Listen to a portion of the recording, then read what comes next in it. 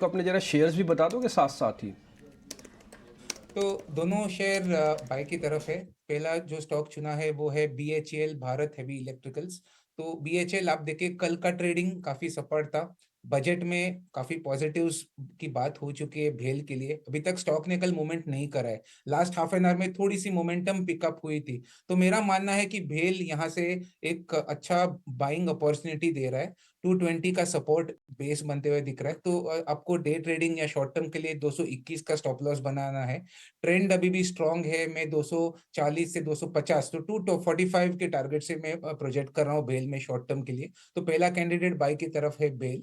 और दूसरा है ग्रैन्युअल्स। अब ग्रैन्युअल्स की भी आप चार्ट स्ट्रक्चर देखें तो बहुत ही स्ट्रांग है। बस गए 5-6 दिन में एक सपोर्ट बेस बनता हुआ दिख रहा है चार्ट पे, जो करीबन 410 के आसपास है।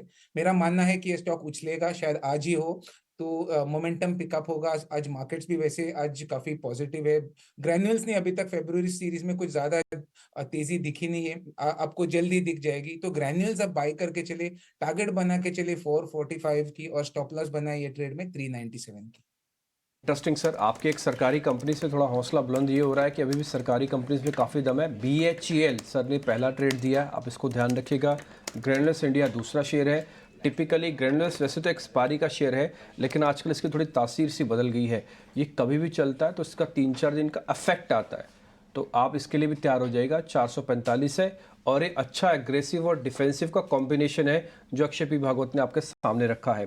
तो ये 2 शेयर हो गए जिस पे आप एक बार ट्रेड ले सकते हैं। ऑलरेडी उन्होंने बैंक निफ्टी पे भी बाय बोला हुआ है। तो बैंक निफ्टी 46,500 उनका, 46,800 हमारा टारगेट है।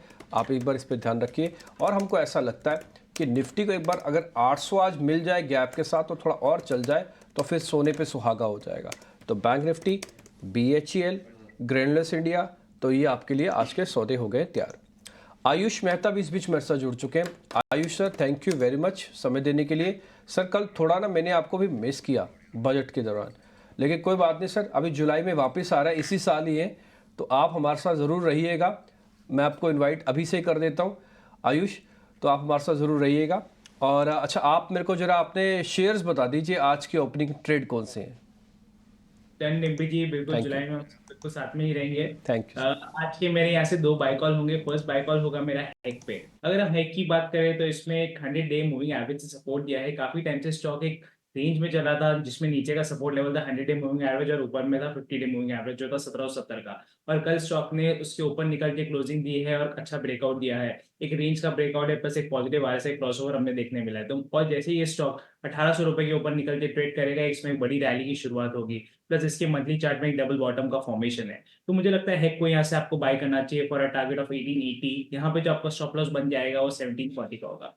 सेकंड स्टॉक होगा मेरा ग्लैंड। अगर हम ग्लैंड की बात करें तो इसकी डेली चार्ट पे एक पेनिंग पैटर्न का फॉर्मेशन है, कप एंड हैंडल का फॉर्मेशन है। इसके 60 डे मूविंग 60 मिनट्स के चार्ट में जो एक इंटायर चार्ट है, एक फ्लैग पैटर्न का ब्रेकआउट हम इस स्टॉक में देख चुके हैं एक वीकली चार्ट पे। तो मुझे लगता है ग्लैंड को यहाँ से हमें बाय करना चाहिए फॉर अ टारगेट ऑफ 2070। यहाँ पे जो आपका स्टॉप लॉस बन जाएगा वो 1940 का होगा।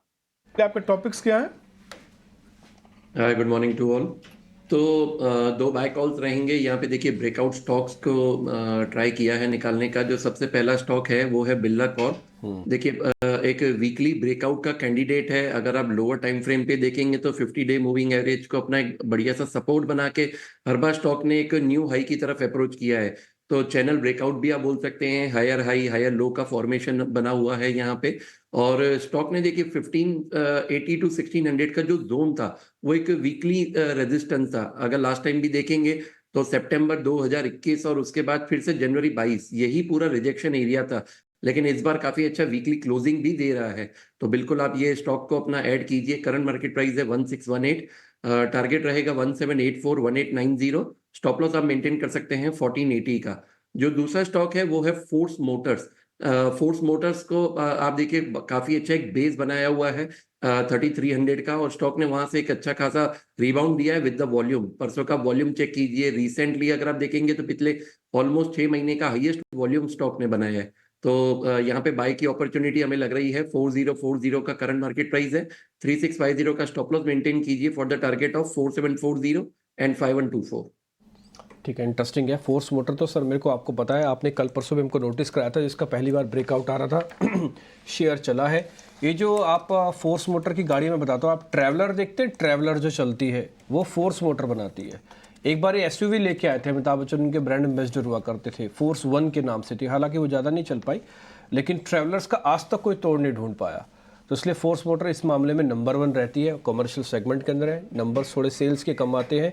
गोरखा भी इसी के है, वो थोड़ा हालांकि जिनको शौक है इस तरह की गाड़ी चलाने का, लेकिन अगर आप गाड़ी से सीधा पहचानते हैं ना, तो आपको कई बार ट्रैवलर्स को देख के पता भी नहीं लगेगा कि फोर्स मोटर बनाती है। आप कभी बुक भी करते हो, ट्रैवलर बुक की है, एक्चुअली वो फोर्स मोटर की गाड़ी है और बहुत अच्छी बिकती है। तो ये आपके लिए शेयर हो गया।